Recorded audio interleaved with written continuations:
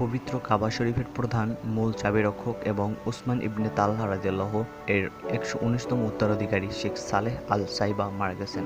কাবা ঘরের অভিভাবক এবং এর চাবিরক্ষক ডক্টর সালেহ বিন জাইন আল আবিদিন আল সাইবা আজ সকালে মারা গেছেন। তিনি মক্কা বিজয়ের পর থেকে কাবার ১১৯তম অভিভাবক ছিলেন। সৌদি আরবের পবিত্র নগরী মক্কায় অবস্থিত মহান আল্লাহর ঘর পবিত্র কাবা শরীফ। কাবা শরীফে বহুকাল ধরেই তালা চাবির ব্যবহার হয়ে আসছে। প্রাক ইসলামী যুগ থেকে এখন পর্যন্ত পবিত্র কাবা শরীফের চাবির দায়িত্ব এই পরিবারের কাছেই রয়েছে, যা এখনও বর্তমান। এই সম্মানিত পরিবারটি হল মক্কার বুন তালহা গোত্র।